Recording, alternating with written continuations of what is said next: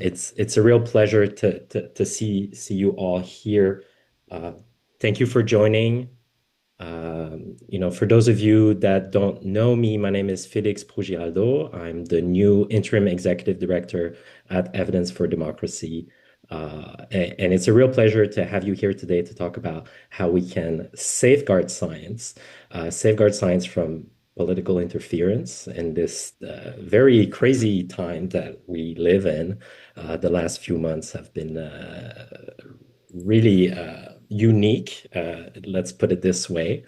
It's something that has been on our radar at E4D over the summer, actually.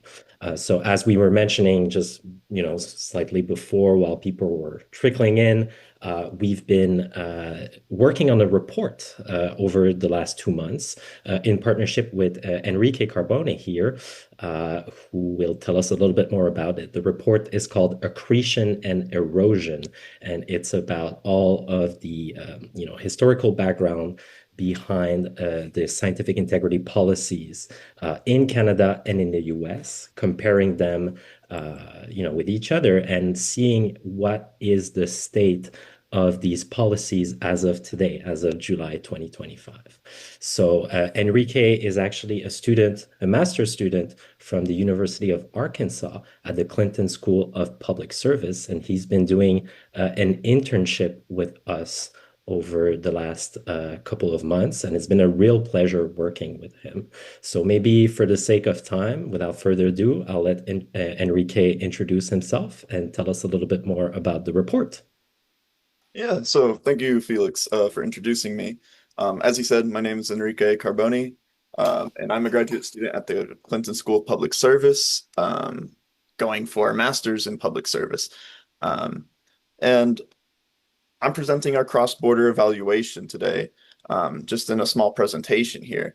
And the goal of this project is to understand how each country protects science or fails to protect science, and the integrity of federal research and science communication. Um, and let me pull up my slides here. Oh, need to share my screen. Sure.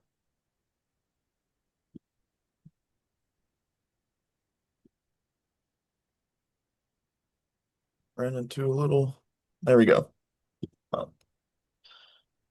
Got to remember my password. Something's going on with my stuff here.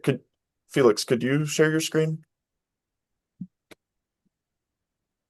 Let me just take a moment to pull up your slides, and yeah, I'll Yeah, share in just a minute. something with Apple settings wanting to take control.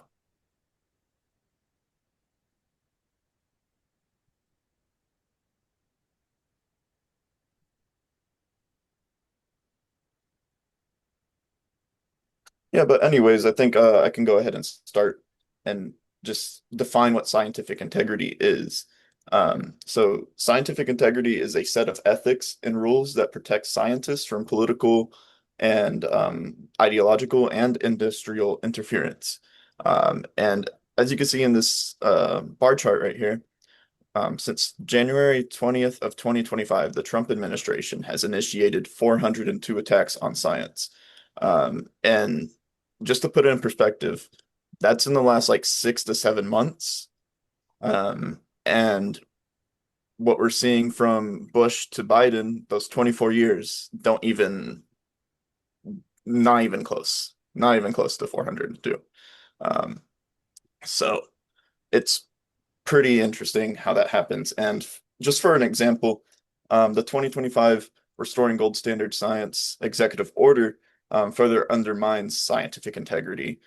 While the title seems good and the wording might seem good on the surface level, when you dig a little bit deeper, you really notice that the executive order is trying to undermine scientific integrity using political appointees, for example. And these attacks are not just theoretical, they have serious consequences. They can erode trust, compromise evidence-informed policy, and weaken cross-border scientific partnerships. The report is meant to diagnose how both countries are holding up under pressure. Next slide. Yeah. So we assess scientific integrity using a framework of 6 dimensions. First, of transparency, and an example of that. We have components under these dimensions, a few each. So an example of that for data availability is a component. For example, U.S. website wipes. The U.S. has wiped many websites from DEI wording, terminology, or even like climate data, for example. And then accountability, an example of a component in there is corrective action. So false results are corrected and retracted. And then the other um, dimensions are monitoring, training, commitment, and public trust. And our goal was not just to grade, but to identify patterns and structural weaknesses. And we were looking at this from a federal level. So just have that in mind. So looking at the Canada's grades, Canada showed consistent results, earning C grades across 4 of 6 dimensions. Though policies have expanded, Canada still lacks legislative backing and systematic enforcement. These limitations make its progress fragile and uneven across agencies and departments. Um, and yeah, it's very vulnerable to political shifts specifically or administrative changes. Um, yeah, could go ahead. And then the US, we really see a lot of variation, earning its highest grade of B minus, while scoring poorly in other areas as low as D minus. The United States has stronger infrastructure, including central coordination by the Office of Science and Technology Policy, legal protections, and internal review bodies. However, recent political developments, including the 2025 Restoring Gold Standard Science executive order that I just mentioned earlier, have undermined these safeguards and accelerated institutional erosion. And so when we look at the cross-border implications, we see weaknesses that have real impacts on international collaboration, such as Canada and the United States. For decades, these two countries have jointly managed resources like the Great Lakes and Arctic systems, but cuts to U.S. science budgets and censorship policies, such as in the DEI, the anti-DEI executive order, um, are disrupting data sharing and research alignment. And by the way, we actually do get to hear from Dr. Marty later about his experience in the Great Lakes, so that'll be interesting to hear, and I'm looking forward to hearing that. And Canada really does show some gaps and lack of enforcement, really. But when we're looking at the key takeaways, both countries are in a important spot, at a very significant spot, both at C minuses overall, but for different reasons. Canada is more consistent but lacks enforcement. Canada doesn't really have the teeth to really bite down and you know tell people what to do. And it's not really Canada's fault at all. It's like the chief science advisor is an advisory role. It's not a enforcement role. So that's just one of the circumstances there. But the US is more fragmented with stronger infrastructure that's now under direct attack. And um, honestly, scientific integrity policies must be codified, independently reviewed, and open to public oversight if we're going to progress in this. And ultimately, in my own perspective and opinion, democracy can only truly exist if people are well informed. It's kind of like a market failure of information asymmetry. Um, if if if the buyer doesn't have the same information as the seller, then you know it's a failed market. Same thing's happening here with democracy.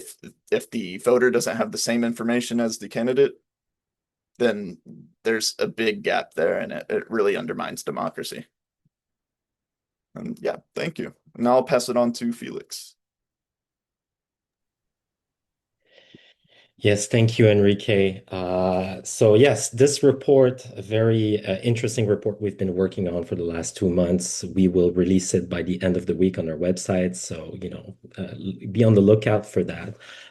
But to get us started as an appetizer a little bit about the subject today, we have three distinguished panelists that are joining us to tell us a little bit more about how a scientific integrity plays an important role in their lives, in their daily lives. So, in no particular order, we have Dr. Vanessa Sung that is joining us today. She is a policy advisor at the Office of the Chief Science Advisor in Canada, and she's currently leading the office's work on federal scientific integrity policy.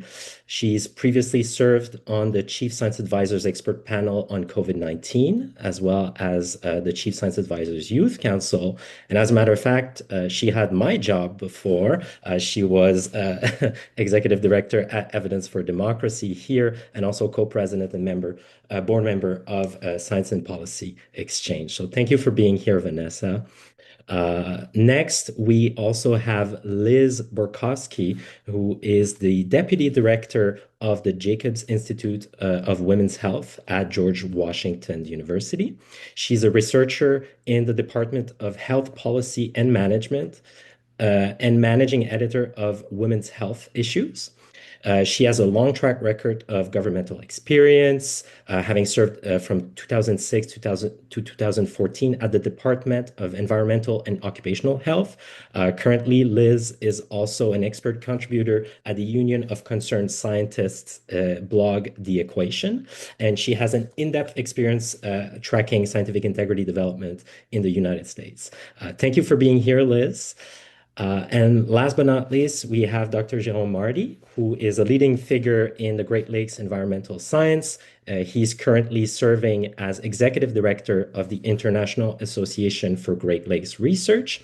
He is also a Canadian representative on the Science Advisory Board of the International Joint Commission, which is a binational body that addresses environmental issues in the Great Lakes Basin. And, given his wealth of experiences, Dr. Mardy has been at the forefront of protecting the Great Lakes, having witnessed the direct impacts of U.S. funding cuts threatening this vital ecosystem here in Canada. So thank you for being here, Jérôme. And to moderate this panel today, it's my pleasure to introduce our Director of Research and Policy here at Evidence for Democracy, Trevor Potts. So Trevor, you can take it away. Thanks, Felix, and thanks to everyone for joining us for this session today. I'm going to start off with a question, a little bit more of a broad scope, particularly with Liz's expertise here. Enrique mentioned earlier on that the Trump administration since January 20th has launched 402 attacks on science, far more than we've seen in the past 20 years with the four previous administrations. Liz, I know you've had a lot of opportunities to track these developments in your work with the Union of Concerned Scientists.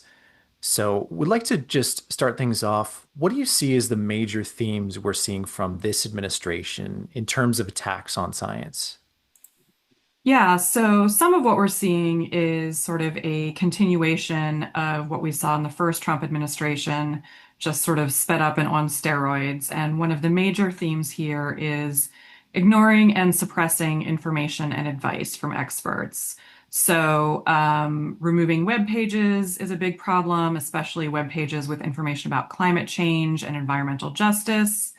There's been a lot of cancellation of research grants because of their topic, and firing members of advisory committees. And one of the examples there that we're particularly concerned about is firing all the members of the Advisory Committee on Immunization Practices, which advises our CDC, or Centers for Disease Control and Prevention, on vaccine guidelines. And they've replaced some of those people with individuals who have spread misinformation and conspiracy theories about vaccines. So obviously, that has some real implications for public health.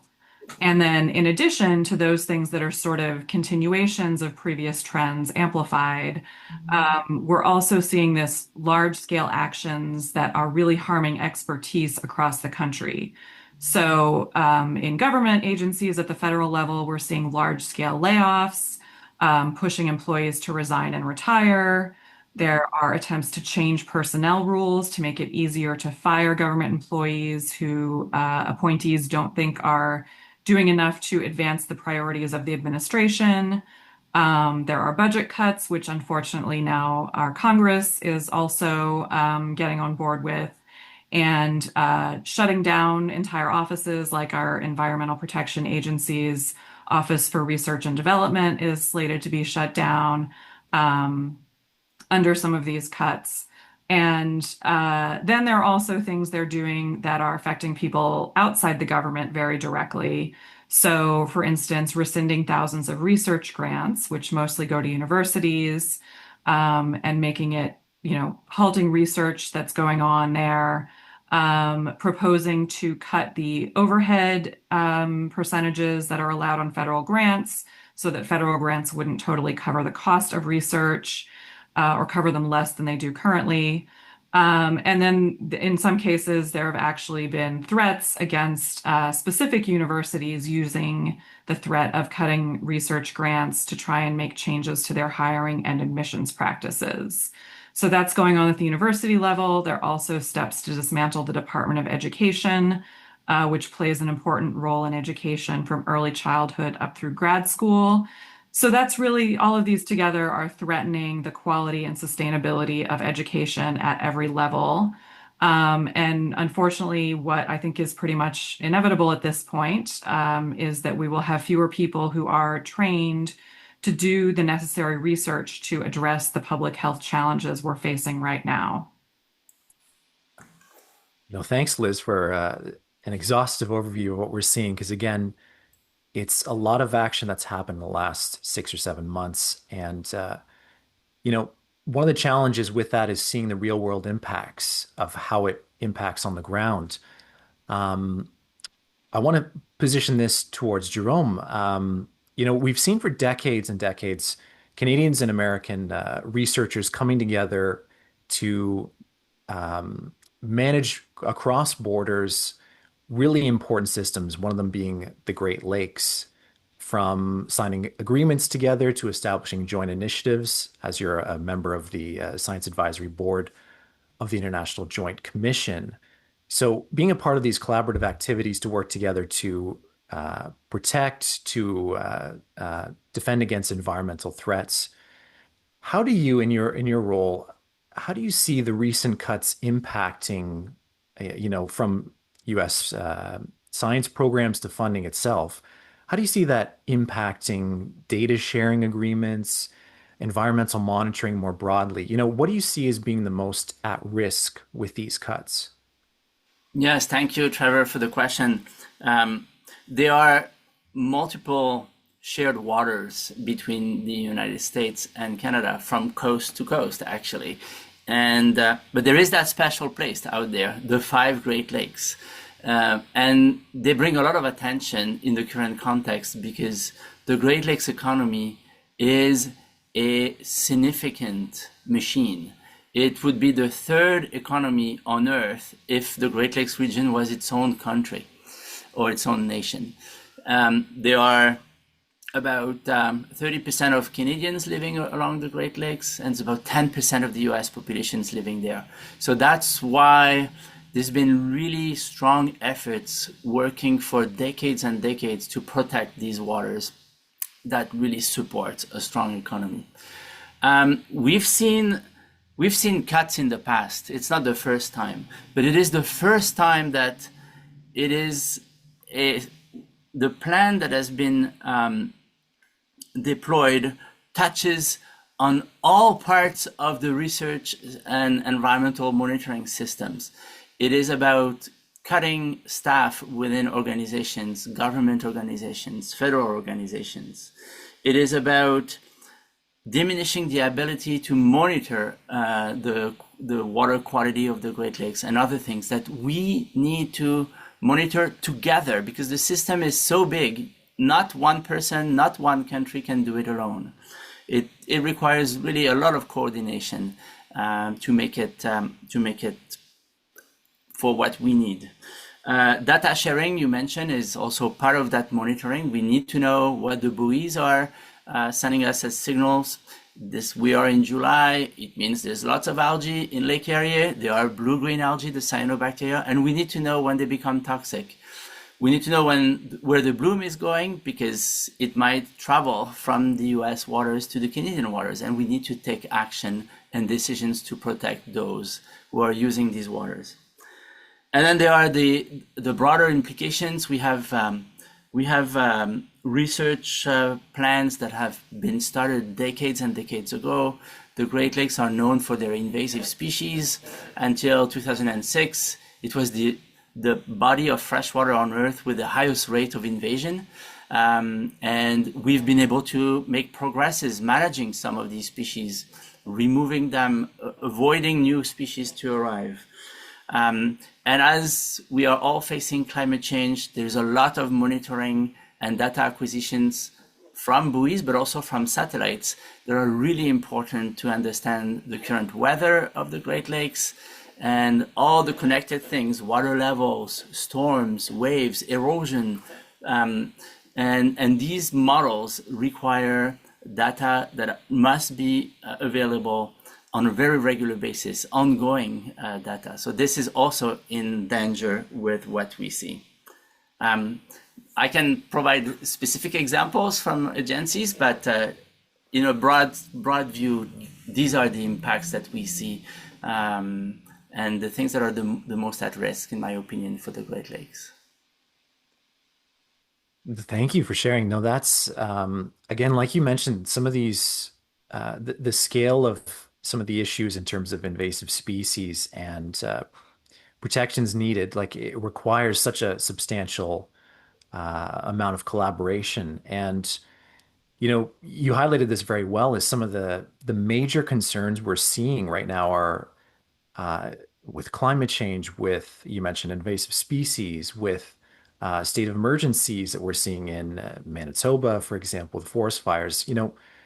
Canada and the US are facing very significant concerns. And one of the elements that really does help is government being informed by science and also the public being able to trust what scientists do. And I wonder if I can position this towards Liz and as well Vanessa. What do you see as being, given the concerns we're seeing, the major concerns, the major challenges that are ahead, why do you think scientific integrity policies matter? Where do they fit into this picture? Maybe I'll start with, if you want to start, Liz first and then Vanessa. Sure. So, scientific integrity policies, when they are strong and effectively implemented, allow government scientists to do work without political interference. So that's kind of the thing that we're most paying attention to right now. So when we have things like epidemics or the wildfires that you mentioned, we need the best available science on the risk factors and also on what to do, what we can do to prevent harm. Sometimes the findings from research make people unhappy. So, for instance, obviously, fossil fuel companies have been pushing back against the science on climate change, have a long history of that. Also, for things with COVID-19, some hospitals don't like the idea that, they might need to provide N95s for all of their masks for all of their staff in order to stop the spread of infections. So sometimes when an administration doesn't like the findings that come out of scientific inquiry, they will suppress those findings, or in some cases, even ask the researchers to redo their analyses in the hope that it will come up with a different answer. Now, what we want to happen is for government scientists to do their work without that kind of interference and then know that they can share their findings with decision makers and the public without fear of being fired or experiencing other forms of retaliation. So the strongest scientific integrity policies prohibit inappropriate influence on science.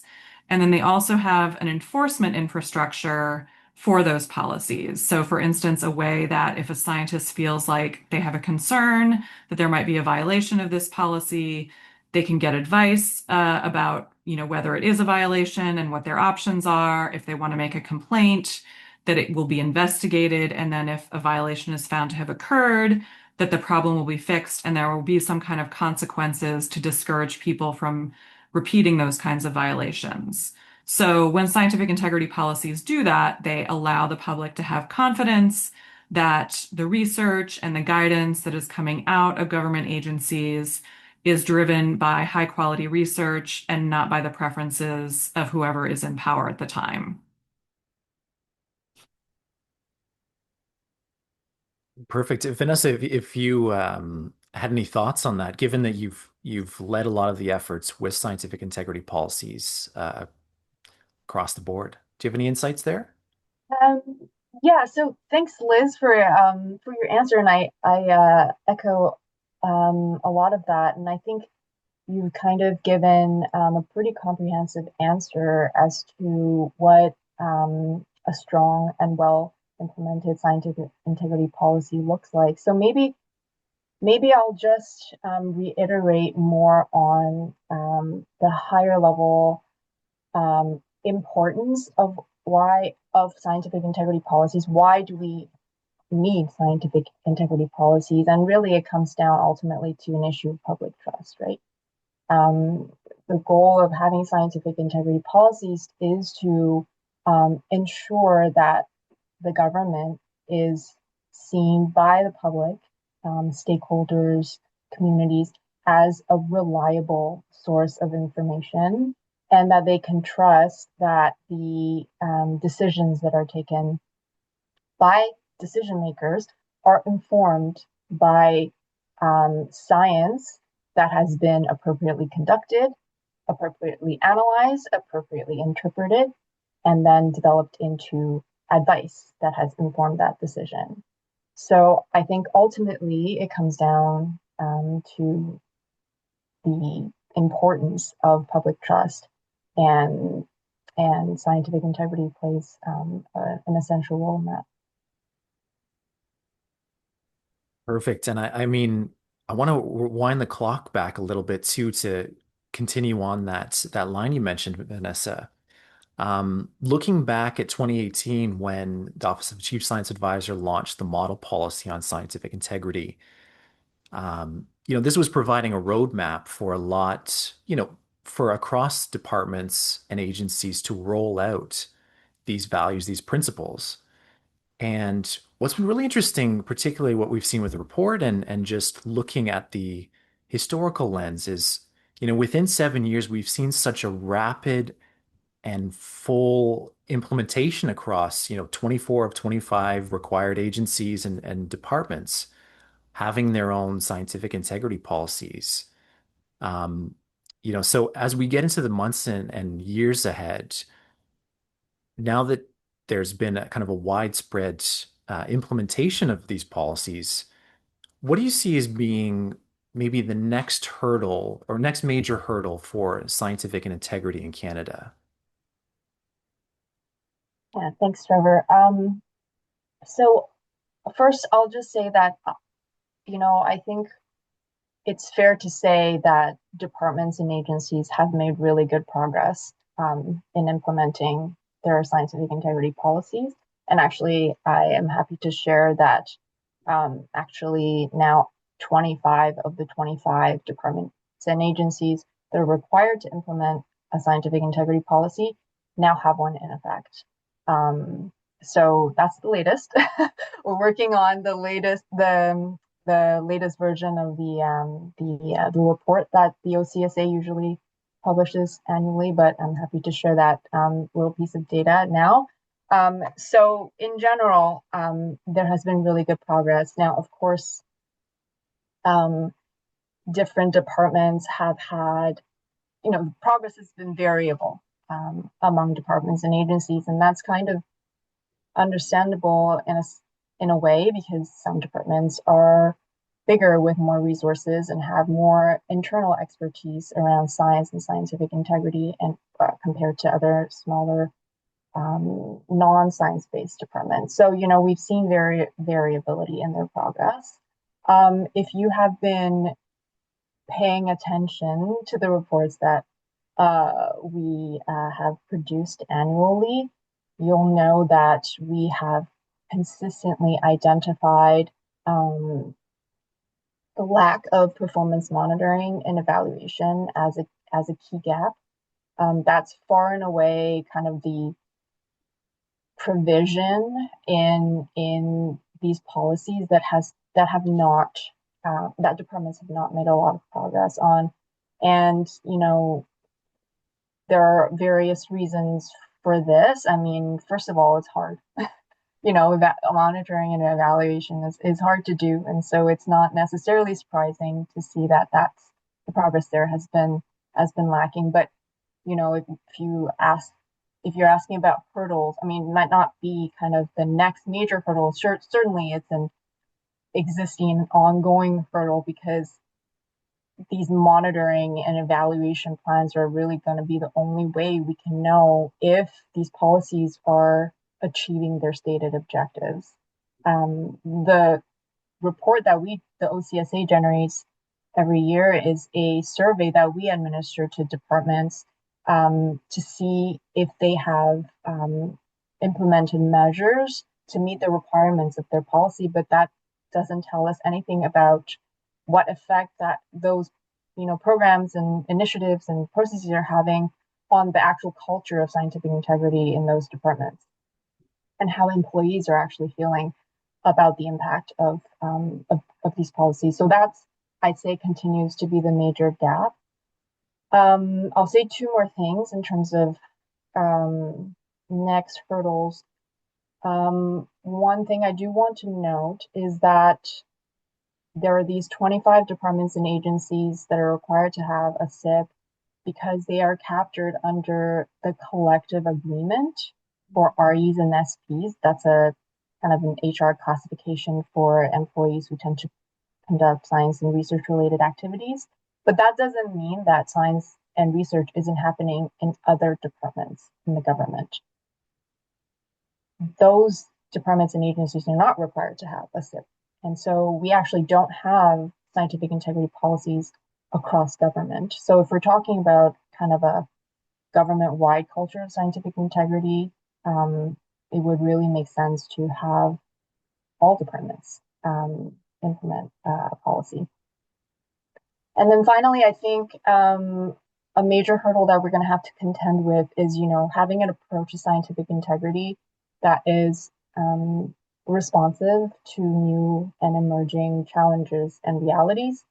That's something we're trying to do with the updated model policy that we're working on. I think we might talk about this a little bit later, but things like research security, the emergence and acceleration of generative AI technologies, like how do we deal with those things in a scientific integrity policy, and also whatever other challenges that may arise, in the near or distant future. So, the policy has to be able to be responsive to those things. And then also there's the issue of the international realities, like what's happening, for example, in the US, some of the things that Liz has described, the new approach to scientific integrity in the US, how is that going to kind of interact with the Canadian approach to scientific integrity in the context of the federal government? So those are things we need to be think about. We need to think about in advance. I think we're in the wait and see kind of stage right now to see what the actual impacts are going to be, but we need to be ready to deal with them as they arise. I'll stop there. Thank you. Yeah, a really great point that actually does transition well to something that's been on a lot of our minds is this gold standard executive order. And, looking back, if we wind things back to May, US President Trump announced this executive order restoring gold standard science, which is rolling back Biden era scientific integrity policies and empowering political appointees to not only redefine what scientific integrity is, but in a lot of cases open up the door for labeling politically inconvenient research as misconduct. So, we're, like you mentioned, Vanessa, we're kind of in the wait and see of how this unfolds. How departments are going to align and follow this gold standard approach. Question for you, Liz, is, where do you say the US is now in terms of scientific integrity policies? And, in terms of the future, where do you see things moving with this gold standard that needs, departments need to align to now? So, like you said, back in May, President Trump issued an executive order that one of the things it was instructed agencies to rescind their Biden era scientific integrity policies. Now, a lot of agencies did have scientific integrity policies that they actually created under President Obama many years ago. So it's not necessarily the case that rescinding the Biden era one means they don't have a policy. A lot of agencies would still have their Obama era policies. The Biden administration process was a lot stronger. So they put together a working group, they got public input. And I know some of the input they got was to look at Canada's policy. And they produced a framework and a model scientific integrity policy. And, the framework specifically requires that agencies develop procedures to enforce their scientific integrity policies. And the model policy states that a scientific integrity official who's responsible for implementing the policy must be a career employee. Um, so then as we've gotten this new executive order and the White House Office of Science and Technology Policy has issued guidance to implement it, the guidance does briefly mention that science should be free from undue influence. So that's good because the executive order does not say that at all. The guidance only mentions enforcement in the context of conflict of interest policies, which are an important piece of scientific integrity, but they are only a piece of it. And as you mentioned, one of the things we're particularly worried about is that the executive order says that a senior political appointee must be responsible for addressing violations of the executive order. So, there are plenty of things in the guidance that are, standard, sort of talking about things that are indeed important to scientific integrity, like transparency, things important in the process of science overall, like reproducibility. But we're also very concerned about what is not in there. And of course, these both have come out in the context of these large scale layoffs at agencies and these proposals to change rules and make it easier to fire employees. So my fear is that if an appointee pressures a scientist to make an inappropriate change to their work, the scientist might not feel like there is the infrastructure to support them. They won't feel like they have that place where they can say to somebody, this person is doing something they shouldn't and get that fixed because the appointee is the one who's enforcing the rules. It might be the same person. They're probably at least part of this same administration. So we don't want scientists to feel like they have to choose between upholding scientific integrity and keeping their jobs, but I fear that might be happening already. That said, the next step is for agencies to report back on what they're doing to implement the various aspects of science that were in the guidance. So it's entirely possible that they just say, here are all the things we're already doing. All of those things are perfectly appropriate. They keep doing them. We're just concerned because, of course, all of this is happening when we are seeing a lot of attacks on science going on. Yes, and you did preempt a little bit of my follow-up there, Liz, which is great, is talking about some of the areas that we can address, some of the positives. A lot of it has been doom and gloom and reasonably so, but we have seen some pretty good progress in terms of, Vanessa, what you mentioned with the model policy update, that being ongoing. Liz, you've covered this a little bit, the Scientific Integrity Act that is now going through Congress.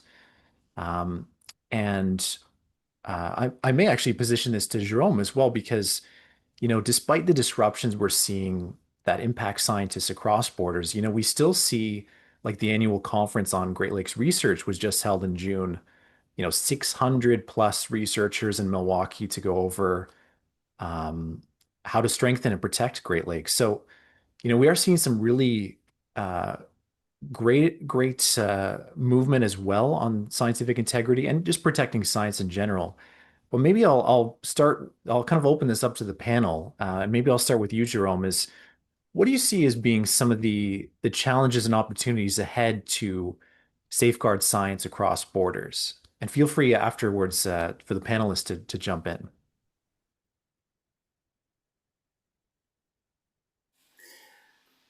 For the Great Lakes again, and I really want to say that I'm only representing that small sphere within the huge science bubble. Um, I think one of the efforts that has been done for now about 5 years within our organization is to provide a safe space for all kinds of people who wants to contribute to science, but also all kinds of sciences. And I really want to put an S to science here. And that includes community science from underserved communities.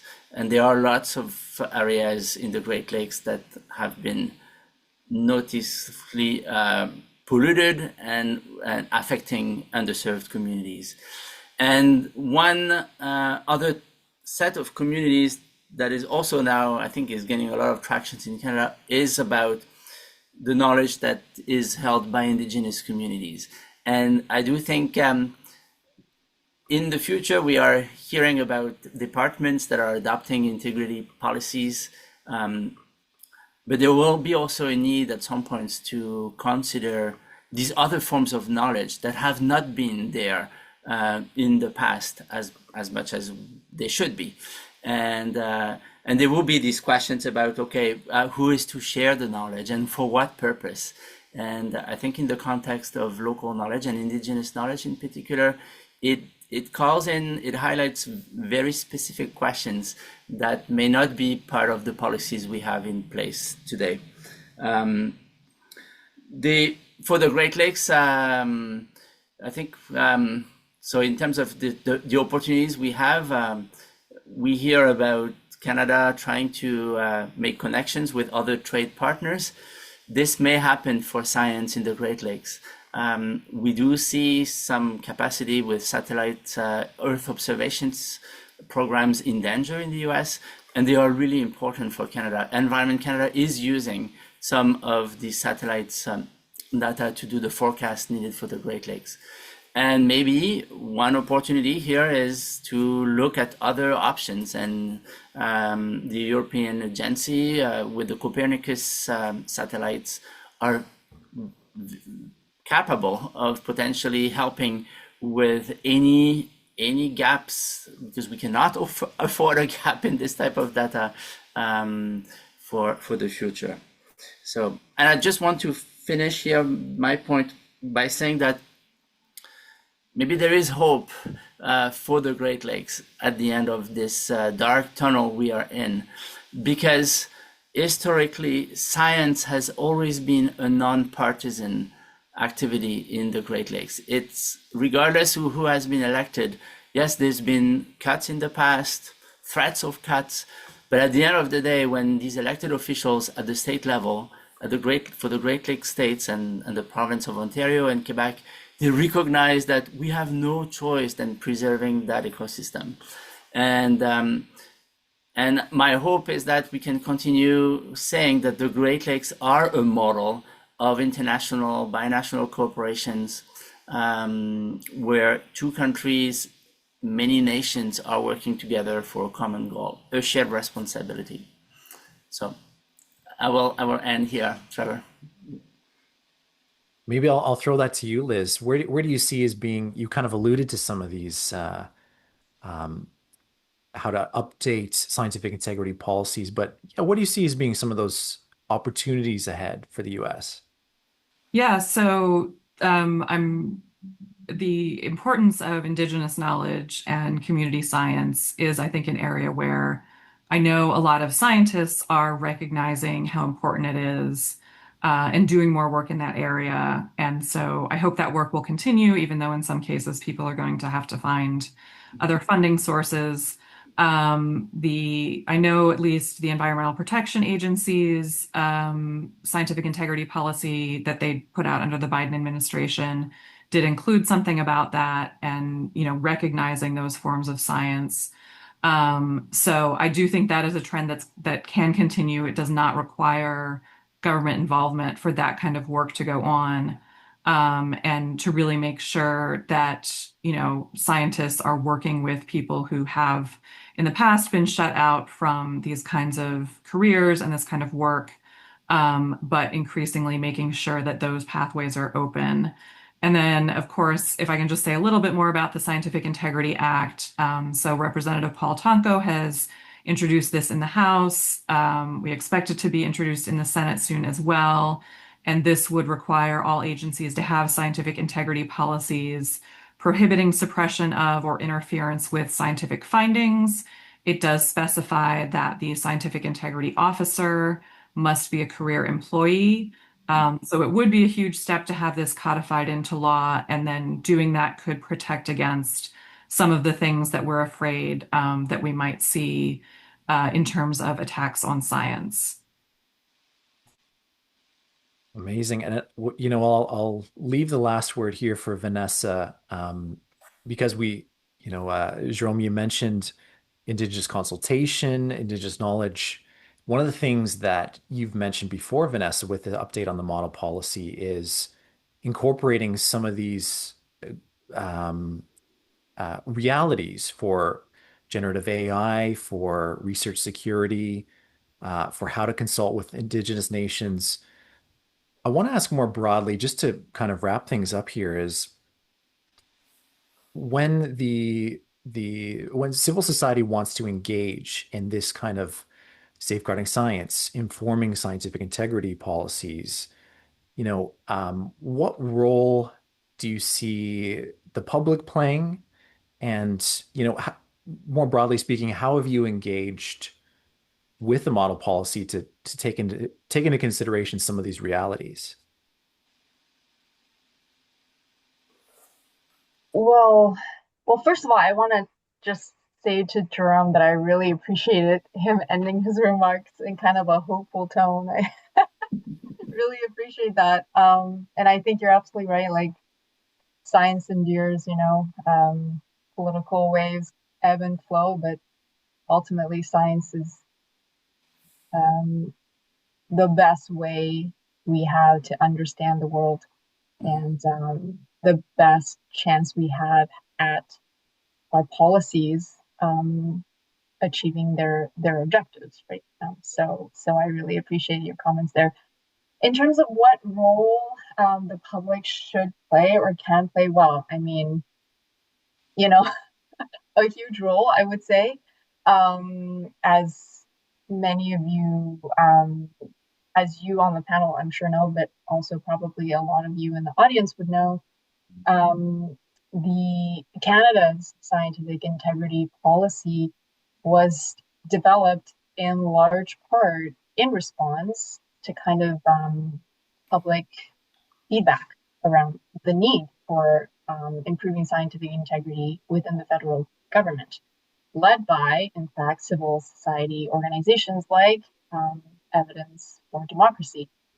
So, the public is indispensable in this role, and really in a democracy, the government should be responsive to issues that the public identifies as priorities. So, I think the science and research community need to make sure that their voices are heard, and that when they are, interacting with their elected, whether it be elected representatives or folks within the public service, that you know it's I think I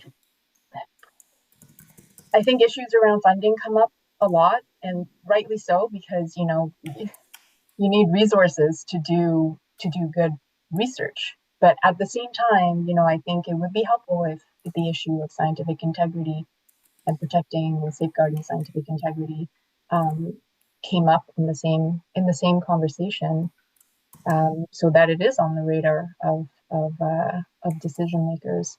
Um, I wanted to just related to that. I also wanted to contribute some thoughts around opportunities, um, because I do think for Canada, um, and with all apologies to our American neighbors, it, Canada does have a interesting opportunity right now to uh, reinforce itself as a leader in safeguarding scientific integrity. And I think this government has indicated that through the throne speech that it wants to establish Canada as a global leader, in science and innovation, and surely, scientific integrity should be a part of that leadership. So, I think there's a really great opportunity for Canada there on the international stage. Um, and in terms of protecting Canada's scientific integrity policy, of course, like Liz mentioned, enshrining the policy in law is of course the strongest step that could be taken to ensure the durability of the policy. But it is also, of course, the biggest lift, right? So and it it's possible, but difficult. Um, in the Canadian context, it could, I think it would be important, like I said, for the public, for the science community to make it known that scientific integrity is important, so that the government hears you, and that the directive could come down from higher up to ensure implementation of the policy across government. One thing that would perhaps be helpful is the chief science advisor has been a key champion for this policy in the federal government. So if this position were enshrined in legislature, then we could ensure that there continues to be a champion like the chief, this role, that we can continue to do this work. Um, I will. I'm mindful of the time, so I'll stop there. Thank you. No, appreciate. I think that's a perfect way to wrap things up. And on the hopeful note that I think Jerome started, that certainly there's a lot of concerning elements, but on both sides of the border, there's a lot of opportunity and a lot of progress we're already seeing. So I think Vanessa, that does a great job of tying things up here. So I just want to thank each of you, Jerome and Liz and Vanessa, as our panelists for providing um, such intriguing, such interesting insights into what we're seeing across the border. So I think at this point, I'll pass it back to Felix and we can kind of wrap things up for us. Sure thing. Thank you. Thank you, Trevor. It's been a real pleasure having Liz, Jerome, and Vanessa here with us. I want to be mindful of the time here. Everybody took some time out of their day to be here and to hear about how we can safeguard scientific integrity both in Canada and the US. As you heard about today, this is a very interesting times that we're living in, but there's a lot of opportunities for actually engaging with science, whether it's science communication, making sure that this issue is known by our leaders and our the people making decisions across both sides of the border.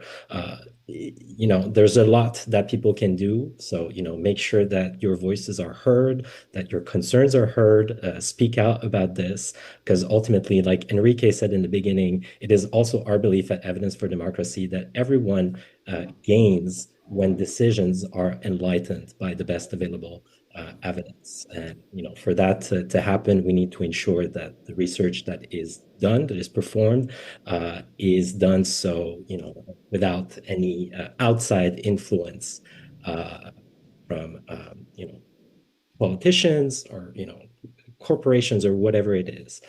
We have to ensure that research and science remains free and pure. So I want to thank our panelists, Liz, Jérôme, and Vanessa. Thank you so much for being here today and for sharing your valuable insights. Thank you all for the participants as well. Thank you for being here. We appreciate it quite a lot at Evidence for Democracy. Be on the lookout for our report, Accretion and Erosion, which we will publish later this week on Friday. I saw a couple of questions in the Q&A section today about the report. We will be communicating with you later this week when the report is ready for release, and it will include an executive summary that highlights basically everything that Enrique has shown in his presentation early today. So all of that information will be available to you very soon. So again, thank you all for participating. Thank you to our panelists for agreeing to be here. And I hope you all have a wonderful rest of your day.